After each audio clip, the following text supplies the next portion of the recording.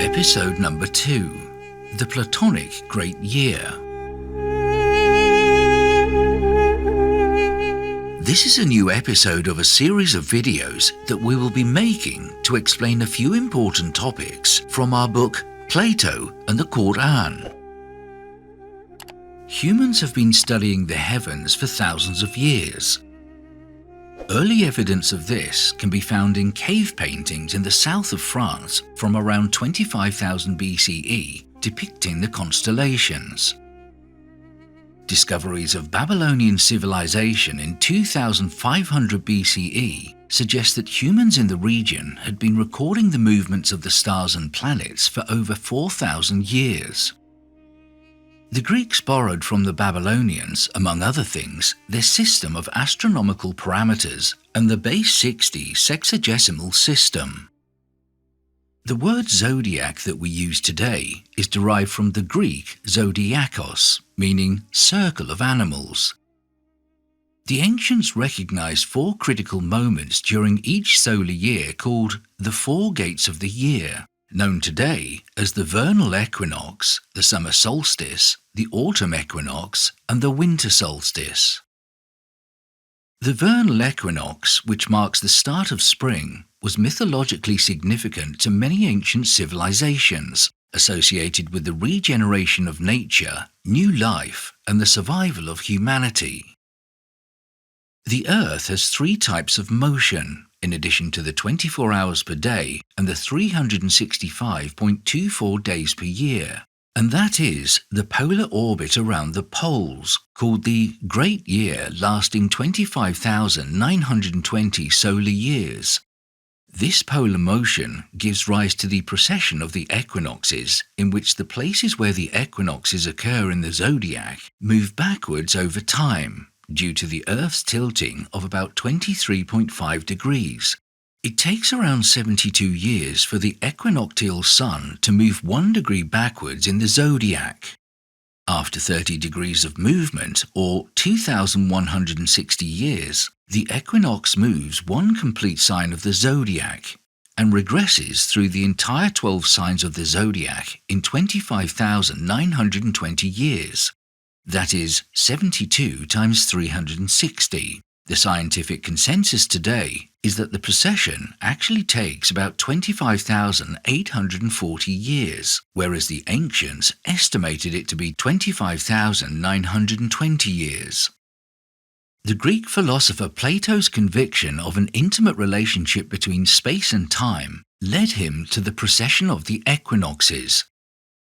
Plato, in his dialogue Timaeus, saw the heavens as being designed by God for the measurement of time, which informed Plato's numerical understanding of the perfect year as comprising 1 complete cycle of the celestial bodies and stars.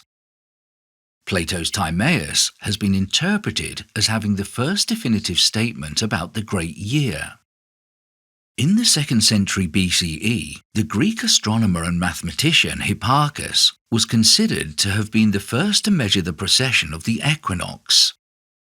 By his day, Greek astronomers had begun to take advantage of earlier astronomical research by the ancient Babylonians. Digging deeper into the past, we find several ancient myths and religious traditions which appear to have reflected a cosmology based upon numbers relating to astronomical cycles. Find the number 72, which is essential for calculating the precession of the equinox, hidden in many ancient texts, including allegories and myths. Plutarch, in the 2nd century CE, was a celebrated Greek biographer and moralist who recounts one version of the Osiris myth in which Set, Osiris's brother, along with the Queen of Ethiopia, conspired with 72 accomplices to plot the assassination of Osiris. Set fooled Osiris into climbing into a box, which Set then shut, sealed with lead, and threw into the Nile.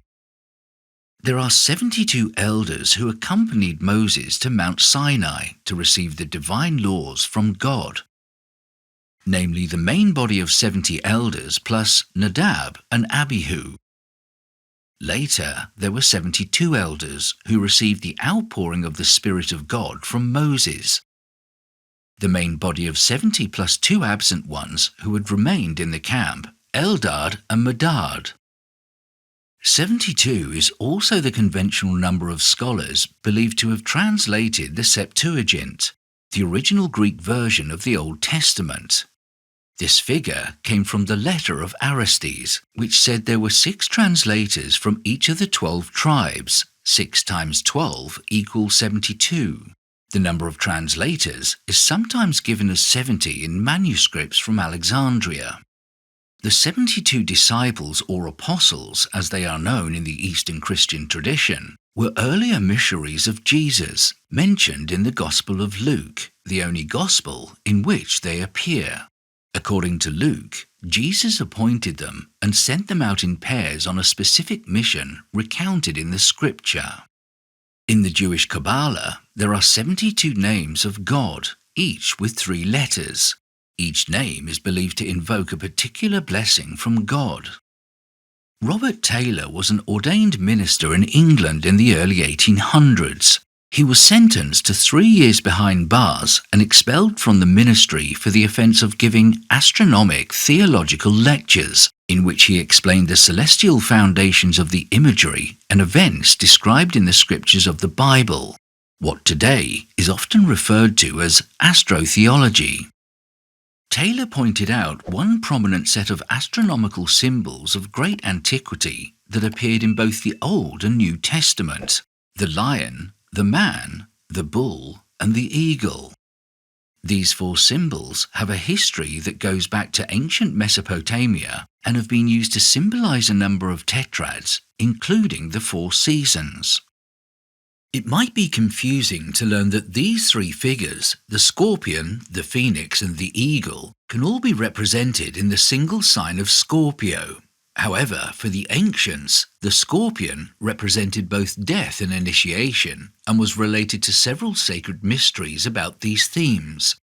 In Egyptian temple texts, the scorpion is seen along with 2 other creatures, the phoenix rising from the death in the fire and the eagle rising into the air.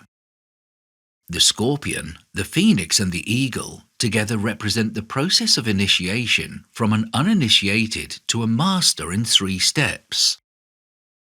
We first encounter them in representations of the Assyrian cherubim or lamassus, a human-animal hybrid creature that begins to appear about 4,500 years ago.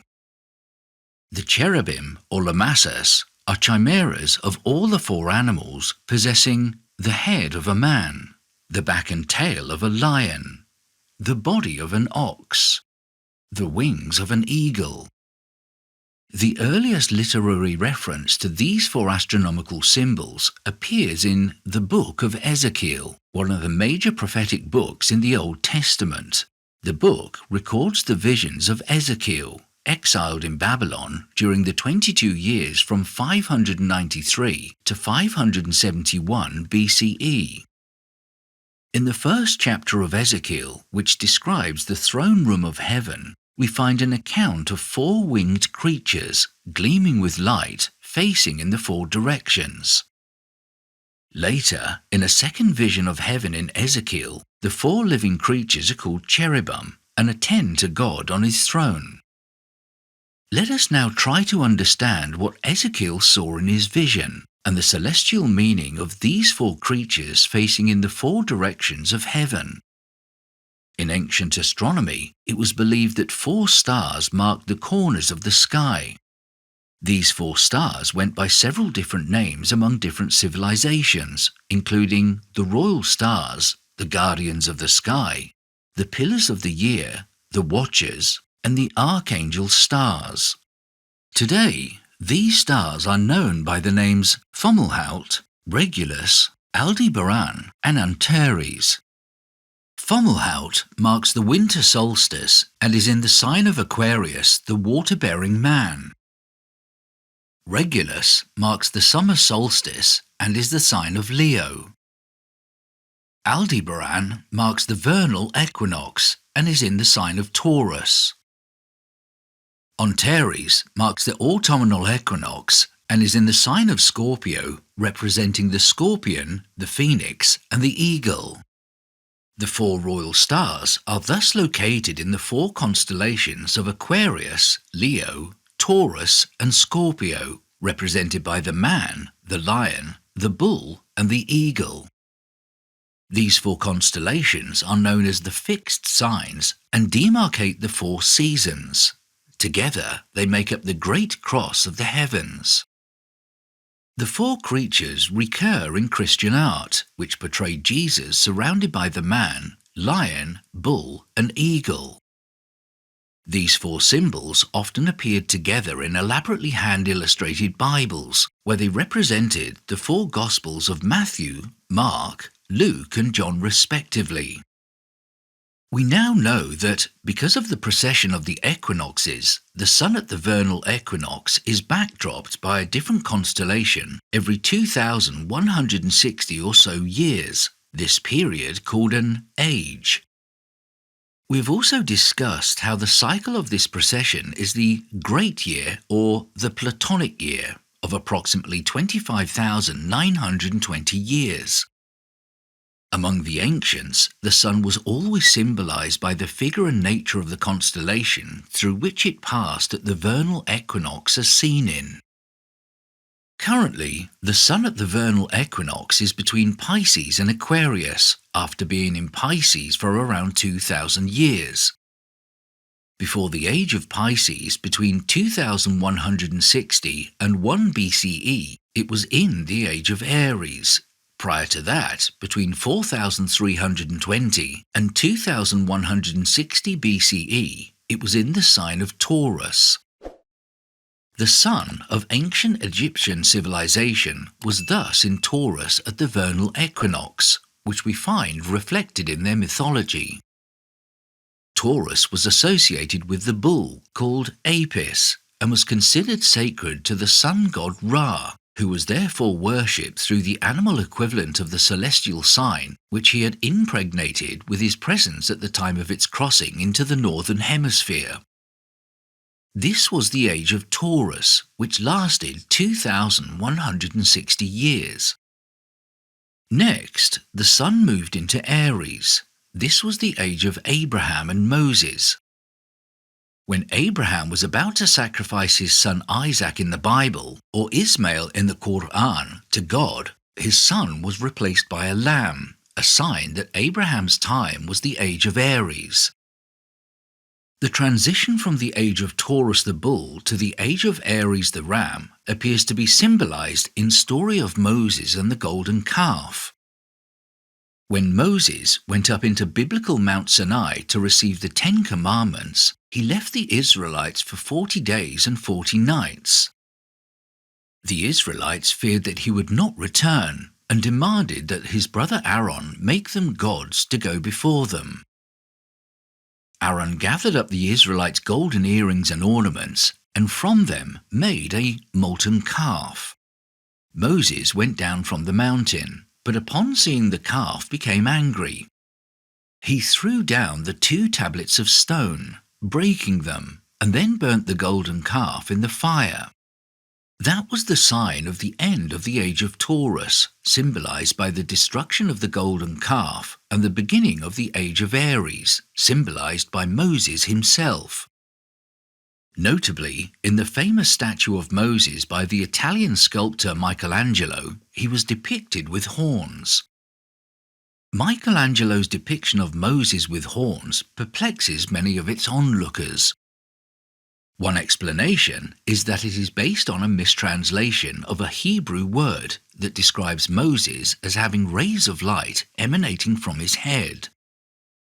However, it seems more likely that Michelangelo put them there deliberately to express that Moses marked the beginning of the age of Aries.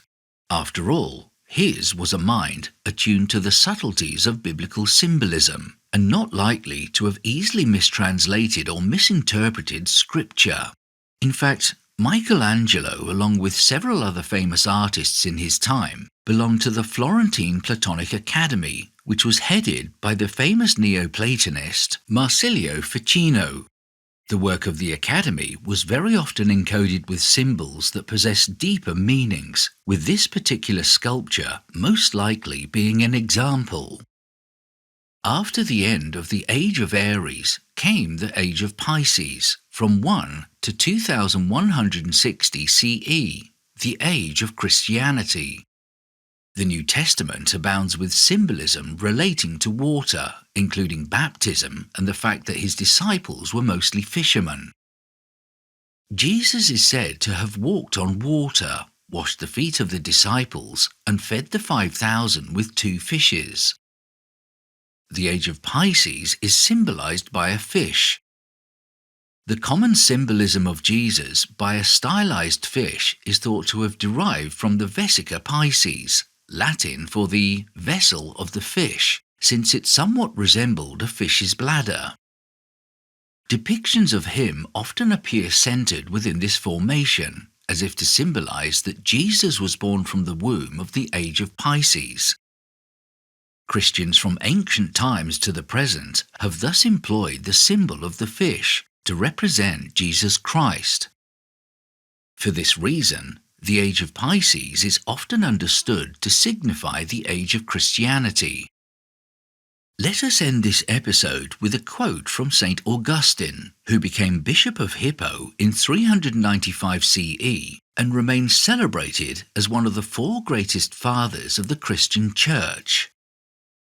That which is known as the Christian religion existed among the ancients and never did not exist. From the beginning of the human race until the time when Christ came into the flesh, at which time the true religion, which already existed, began to be called Christianity. For more information about the Platonic Great Year and other subjects covered in our book, please visit our website on platoandthequran.com. To buy our book, please visit amazon.co.uk or amazon.com.